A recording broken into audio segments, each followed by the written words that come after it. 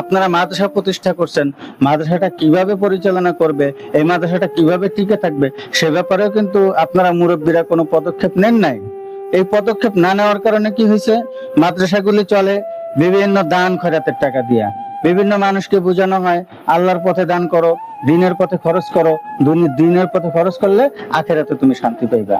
তারা তো আখেরাতের শান্তির আশায় সুদের টাকা, ঘুষের টাকা, জুয়াবাজি করার টাকা, এই সমস্ত টাকাগুলিরে তারা শান্তির আশায়, জান্নাতে ভালো ভালো অবস্থান পাওয়ার আশায় তারা কি করে, এগুলো মাদ্রাসা মসজিদে দান করে দেয়। আর আপনারা এই দানের টাকা দিয়েই মাদ্রাসা করেন। আর সাধারণ শিক্ষকদের উপরে যেই পরিমাণ নির্যাতন, জুলুম ফেসিবাদী মুহতামিমরা, এই জুলুমবাজ মুহতামিমরা করে থাকেন, এটার তো কোনো বলার কোনো ভাষাই নাই।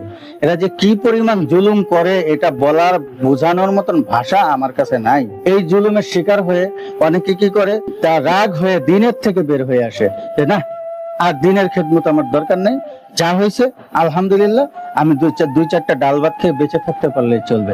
এখন যে ডাল ভাত খেয়ে বেঁচে থাকবে, ডাল ভাত খেয়ে বেঁচে থাকার জন্য তো তার একটা শিক্ষা, একটা দক্ষতার দরকার আছে। তারা তো কিছুই পড়ে নেই। দীর্ঘদিন যাবত গোলামবান্দির মাসালা পড়াইছে, তারপরে হাদিস পড়াইছেন, তারপরে বিভিন্ন ধরনের মাসালা পড়াইছেন, কোরআন হাদিসের তর্জমা বুঝাইছেন, কোরআন হাদিসকে বুঝাইছেন, আল্লাহ রাসূলকে ভালো করে চিনাইছেন, কিন্তু এই দিয়ে তো ভাই সংসার চলে না। আপনি যদি গোলামবান্দির মাসলা নিয়ে এখন বাজারে যান, আপনি তো এটা চালাইতে পারবেন না। তাহলে আপনি কি দিয়ে চলবেন?